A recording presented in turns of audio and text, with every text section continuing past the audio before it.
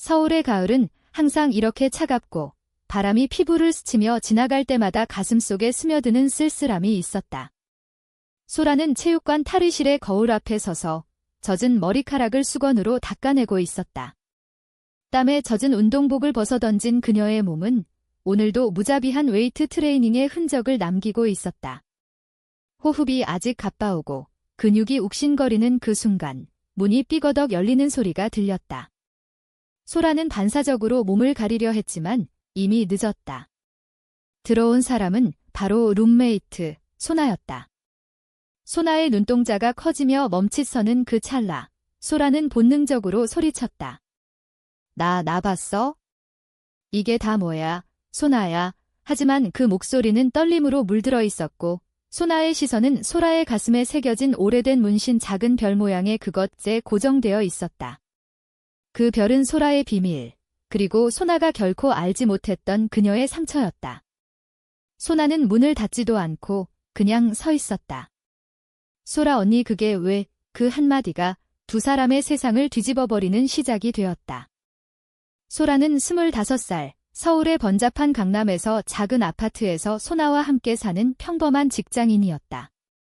그녀는 IT 회사에서 그래픽 디자이너로 일하며 매일 새벽 지하철을 타고 출근하는 삶을 살았다. 소라는 어렸을 때부터 강한 여자로 불렸다. 고등학교 시절 축구부 에이스였고 대학에서는 디자인 전공으로 장학금을 받을 만큼 열심히 살았다. 하지만 그 강함 뒤에는 숨겨진 상처가 있었다. 17살 때 소라는 첫사랑을 잃었다. 그 아이는 소라의 절친이었고 밤마다 몰래 만나 손을 잡고 속삭이던 관계였다. 하지만 소라의 부모님은 그 사실을 알게 된 후 이건 병이야, 소라야. 고치러 가자라고 말하며 그녀를 정신과로 끌고 갔다. 그 후 소라는 모든 걸 숨겼다. 사랑을, 감정을, 자신을. 문신은 그때 새겼다. 별은 잃어버린 그 사랑의 상징, 그리고 더 이상 빛나지 못할 자신에 대한 저주였다.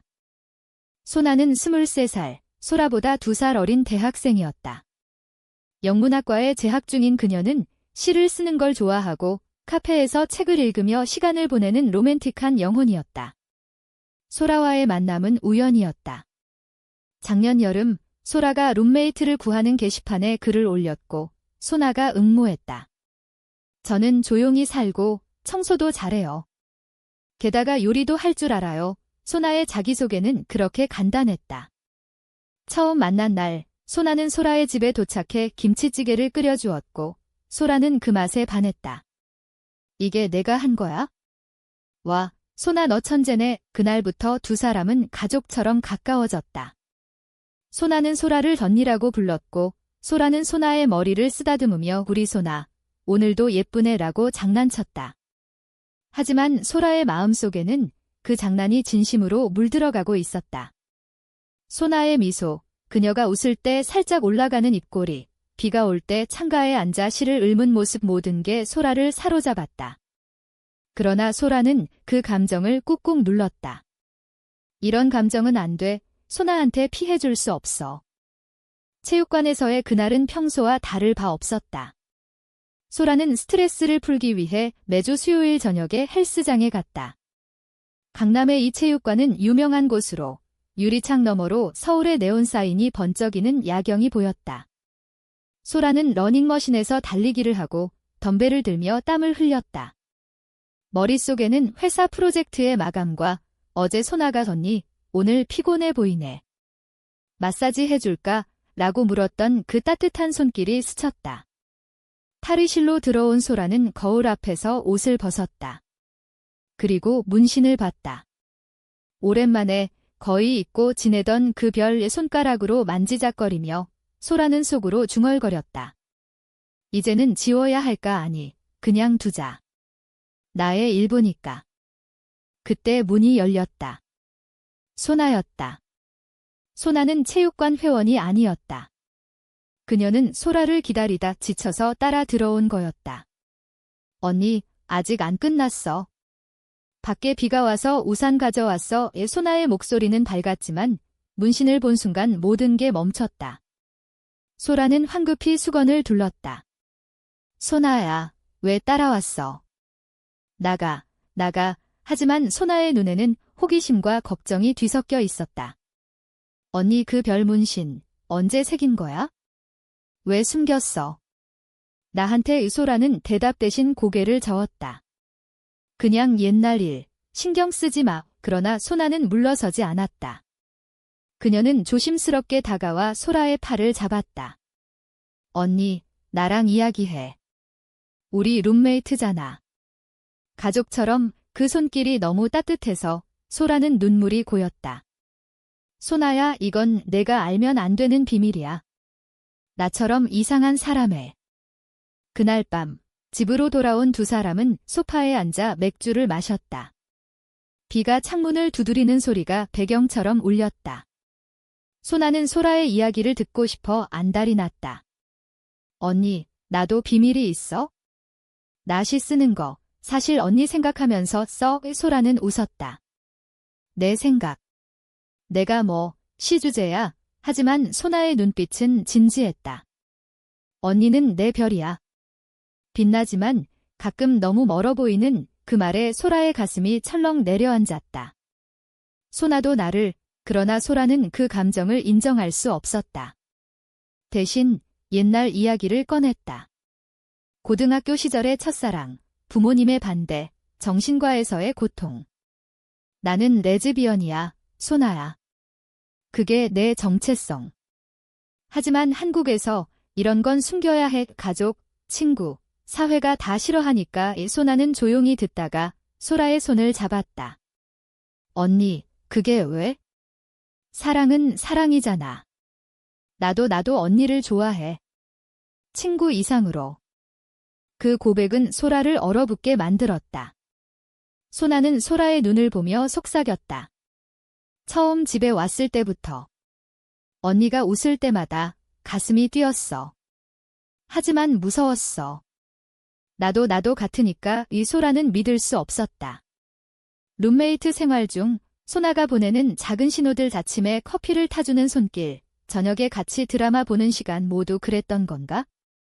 두 사람은 서로를 끌어안았다. 소파 위에서 비가 그치지 않는 밤에. 입술이 스치듯 가볍게, 하지만 그건 세상의 모든 무게를 지우는 키스였다. 소나야, 우리, 이게 맞아? 소라는 물었고 소나는 대답했다. 맞아. 언니, 나랑 같이 가자. 그 후로 두 사람의 일상은 달라졌다.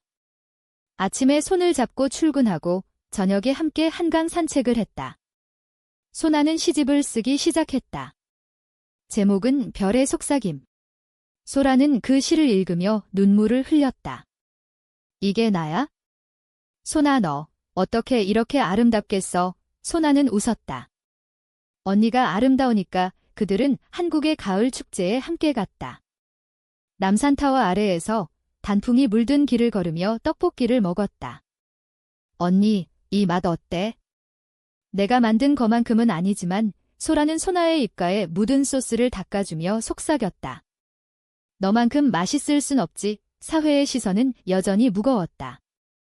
지하철에서 손을 잡으면 옆자리 아저씨의 눈초리가 따가웠다. 하지만 두 사람은 서로를 지켰다. 우린 잘못한 거 없어. 그냥 사랑하는 거야. 그러나 행복은 오래가지 않았다. 충돌의 씨앗은 소나의 가족에서 싹 텄다. 소나의 부모님은 전통적인 가정이었다. 아버지는 공무원, 어머니는 한의원에서 일했다.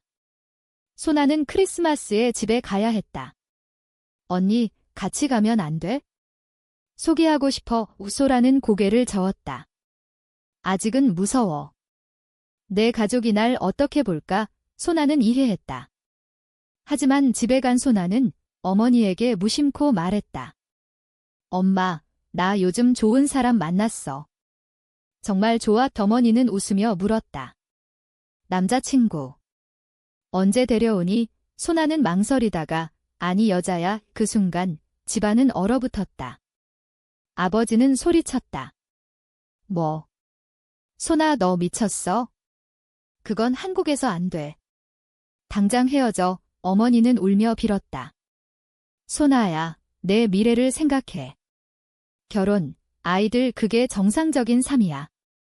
소나는 울면서 집을 나왔다. 소라의 아파트로 돌아온 그녀는 문을 벌컥 열고 소라를 안았다. 언니 엄마 아빠가 나를 버렸어. 너 때문이라고 이 소라는 소나를 달래며 물었다.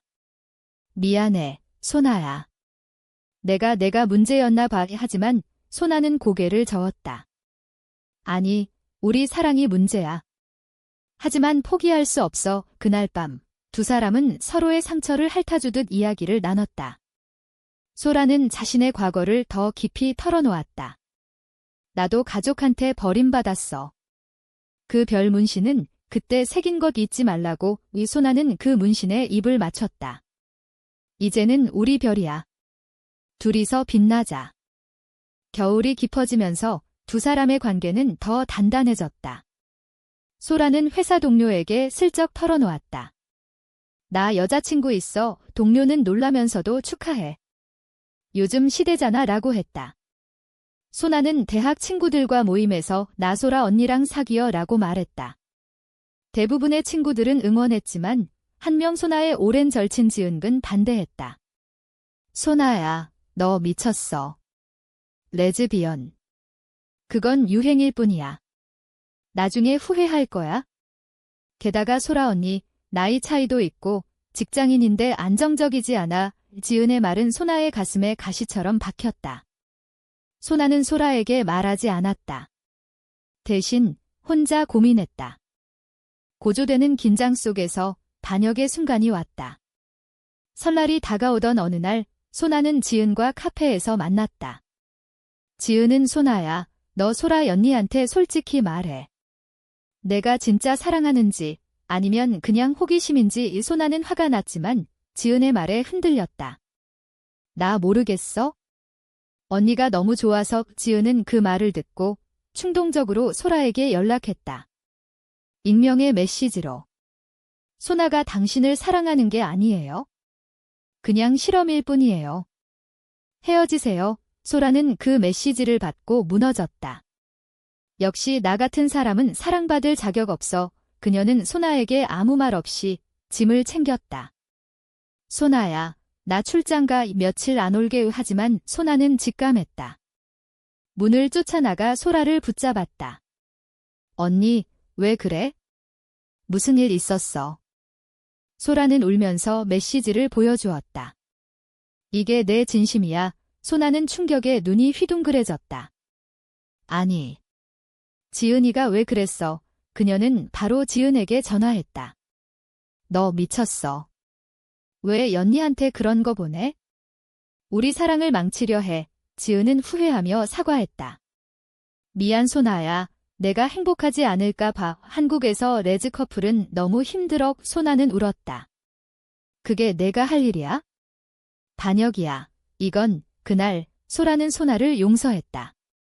소나야, 우리 믿음으로 이겨내자. 가족이든 친구든 우리 사랑이 진짜니까. 춘절이 지난 후 두 사람은 결심했다. 소나의 가족에게 공식적으로 만나러 갔다. 소라의 손을 잡은 채 문을 두드렸다. 아버지는 문을 열고 소라를 보며 인상을 찌푸렸다. 이게 소나가 말한 그 여자. 소나는 고개를 끄덕였다. 아빠, 소라 언니예요. 제 사랑이에요. 어머니는 눈물을 흘리며 말했다. 소나야, 왜 우리한테 이렇게 해? 하지만 소라는 조용히 말했다.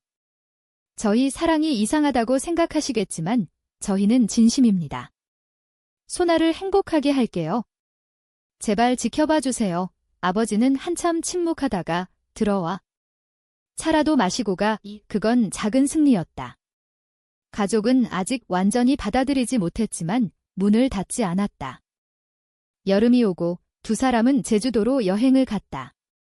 푸른 바다 앞에서 소라는 소나에게 반지를 끼워주었다. 결혼은 못해도 우리 영원히 함께하자. 소나는 눈물을 흘리며 안겼다. 언니, 사랑해. 그 순간 소라는 문신의 별이 다시 빛나는 걸 느꼈다. 체육관 탈의실에서의 그 충격적인 만남은 이제 두 사람의 운명을 바꾼 시작이었다. 한국의 사회는 여전히 가혹했지만 그들은 서로를 통해 희망을 찾았다. 사랑은 별처럼 멀리 있지만 항상 빛난다. 소라와 소나의 이야기는 그렇게 이어졌다. 제주도의 그 여행 후 두 사람은 더 깊은 유대를 쌓아갔다. 소라는 회사에서 승진을 했고 그 축하로 소나를 데리고 명동의 고급 한식당에 갔다. 소나야, 오늘은 내가 쏜다.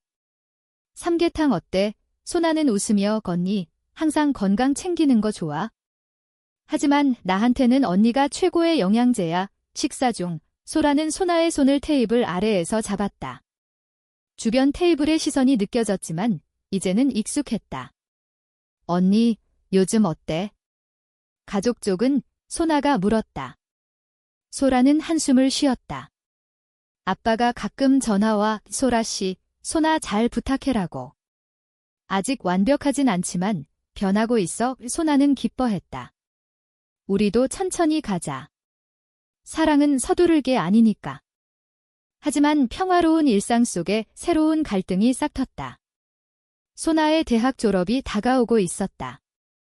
영문학과를 마친 그녀는 출판사 인턴십을 제안받았다. 문제는 그 직장이 부산에 있다는 거였다. 언니, 부산으로 가면 우리 어떻게 해? 소나는 걱정스레 물었다. 소라는 미소 지었다. 가은의 꿈이잖아. 나도 서울에 있지만 주말마다 KTX 타고 갈게. 사랑은 거리를 초월하지만 속으로는 불안했다. 장거리 연애, 한국의 바쁜 삶 속에서 버틸 수 있을까? 소나는 인턴십을 받아들였고 졸업식 날 소라가 축하해 주었다. 소나야, 졸업 축하해. 이제 내가 빛나는 별이 돼. 소나는 무대에서 소라를 보며 눈물을 글썽였다. 부산으로 떠난 소나의 삶은 바빴다. 출판사에서 책 편집을 돕고 밤늦게까지 원고를 읽었다. 소라와의 통화는 매일 밤 10시, 정해진 시간에 했다. 언니, 오늘 받아봤어. 너랑 같이 보고 싶었어. 소라는 웃었다. 나도. 다음 주말에 갈게. 해운대에서 산책하자. 하지만 점점 통화 시간이 줄어들었다. 소나는 새로운 친구들을 사귀었고 그중 한 명 민직은 소나에게 특별했다. 민지는 동갑내기 인턴으로 시를 사랑하고 자유로운 영혼이었다. 소나 언니, 너 소라 언니랑 사귀는 거? 와, 멋져. 나도 레즈비언이야. 우리 커뮤니티에 가보자. 민지의 초대로 소나는 부산의 작은 LGBTQ 모임에 갔다. 거기서 그녀는 자유를 느꼈다. 소나야, 서울에서 숨기며 사는 거 지치지 않아? 민지의 말에 소나는 고개를 끄덕였다. 응, 하지만 소라 언니가 있어서 버텨. 그 모임이 문제의 시작이었다. 민지는 소나에게 점점 가까워졌다. 함께 책을 읽고 카페에서 밤을 새우는 날이 많아졌다. 소라는 멀리서 느꼈다. 소나야, 요즘 피곤해 보이네. 친구들하고 재미있어. 소나는 등 민지랑 시 토론회라고 대답했지만 속으로는 죄책감이 들었다. 민지의 손길이 스칠 때마다 소나는 혼란스러웠다. 이건 그냥 우정일 뿐이야. 소라 언니를 사랑하니까. 하지만 민지는 더 대담해졌다. 어느 날 모임 후에 소나 언니, 나 너 좋아해. 소라 언니랑 헤어지고 나랑 소나는 놀라서 물러섰다. 아니, 민지야. 나 소라 언니만 사랑해. 그러나 그 사건은 소나의 마음에 균열을 냈다. 내가 정말 소라 언니만으로 충분할까? 더 자유로운 삶이 있을 텐데. 서울로 주말에 올라온 소나는 소나의 변화를 느꼈다. 소나야, 무슨 일 있어? 눈빛이 달라. 이 소나는 울음을 터뜨렸다. 언니 민지가 고백했어. 나 혼란스러워. 너랑 멀어지니까 이런 감정이 생기는 것 같아. 소라는 가슴이 찢어지는 듯 했다. 소나야, 나 때문이야? 내가 부족해서. 소나는 고개를 저었다. 아니. 언니 탓 아니야. 그냥 거리 때문에. 두 사람은 한강 다리 아래에서 앉아 이야기를 나눴다. 불꽃놀이가 터지는 밤, 소라는 말했다. 우리 잠시 쉬자. 내가 확신할 때까지. 소나는 울며 안겼다. 언니, 미안해. 사랑해. 그 쉬는 시간은 고통이었다. 소라는 혼자 아파트에서 지냈다. 문신을 보며 옛 상처가 되살아났다. 또 버림받는 건가? 그녀는 체육관에 더 자주 갔다. 땀을 흘리며 소나의 얼굴을 떠올렸다. 소나는 부산에서 민지를 피했다. 대신 소라에게 매일 편지를 썼다. 언니, 오늘 바다를 봤어. 파도가 내 목소리 같았어. 돌아갈게. 하지만 민지의 유혹은 계속됐다. 소나 언니, 소라 언니는 서울 사람. 너 부산에 맞춰? 나랑 같이 자유롭게 살아. 이 소나는 흔들렸다. 그리고 반역의 순간이 왔다. 민지와의 만남에서 소나는 키스했다. 짧고 후회로 가득한 키스. 다음 날 그녀는 소라에게 전화했다. 언니, 내가 잘못했어. 민지랑 키스했어. 소라는 수화기를 떨어뜨릴 뻔했다. 소나야, 왜? 소나는 울부짖었다. 모르겠어. 무서웠어. 우리 미래가. 하지만 후회해. 언니만 사랑해. 이 소라는 침묵하다가 말했다. 와, 만나서 이야기하자. 부산으로 간 소라는 소나를 안고 울었다. 소나야, 나도 무서워. 하지만 사랑은 완벽하지 않아. 실수도 하고 아프고. 그래도 같이 가자. 이 소나는 민지에게 차단 메시지를 보냈다. 미안. 나 소라 언니랑 갈게. 그 사건은 두 사람을 더 강하게 만들었다. 소라는 소나를 위해 부산으로 이직을 고려했다. 우리 가까이서 사랑하자. 가을이 다시 돌아오고 소라와 소나는 부산으로 함께 내려갔다. 소라는 IT 회사의 부산지사를 지원해 승인받았다. 작은 원룸에서 새 삶을 시작했다. 언니, 여기 바다 냄새 좋아. 소나는 창문을 열고 물었다. 소라는 소나의 허리를 안으며 좋아. 내 냄새만큼은 아니지만 두 사람은 부산의 시장을 누볐다. 해산물 구이를 사 먹으며 웃었다. 언니, 이게 제주도보다 신선해. 소라는 소나의 입가를 닦아주었다. 너처럼 신선할 순 없지. 그들의 사랑은 이제 일상에 스며들었다. 아침에 함께 커피를 마시고 저녁에 해변을 산책했다. 소나는 출판사에서 정규직이 됐고 소라는 새로운 프로젝트를 맡았다. 하지만 사회의 벽은 여전했다. 부산의 LGBTQ 커뮤니티는 작았고 모임에서 만난 사람들은 한국에서 레즈 커플은 숨겨야 해. 결혼도 못하잖아 라고 조언했다. 소나는 그 말에 상처받았다. 언니, 우리 결혼할 수 없을까? 그냥 법적으로. 소라는 안아주었다. 언젠가 변할 거야? 지금은 우리끼리 서약하자. 그들은 해변에서 작은 의식을 했다. 모래에 영원이라고 쓰고 반지를 교환했다. 소라 언니, 사랑해. 별처럼 빛나게 해줄게. 소나는 속삭였다. 소라는 눈물을 글썽이며 소나야, 너는 내 별이야. 겨울, 소나의 가족이 부산을 방문했다. 아버지는 여전히 불편해했지만 어머니는 변했다. 소나야, 소라씨 요리 잘하네. 다음에 우리 집에 와. 식사 중 아버지가 말했다.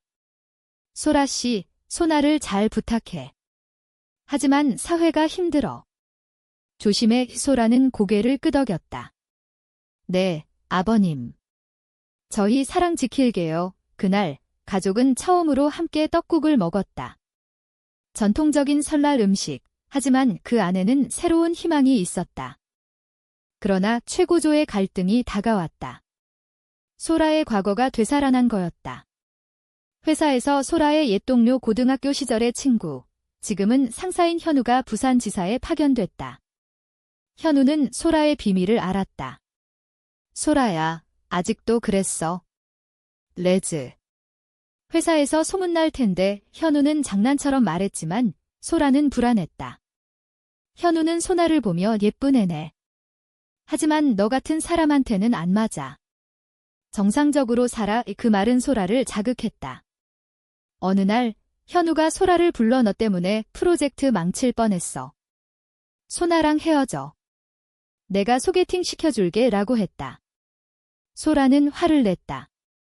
현우 씨, 제 삶에 간섭 마세요. 하지만 현우는 복수했다.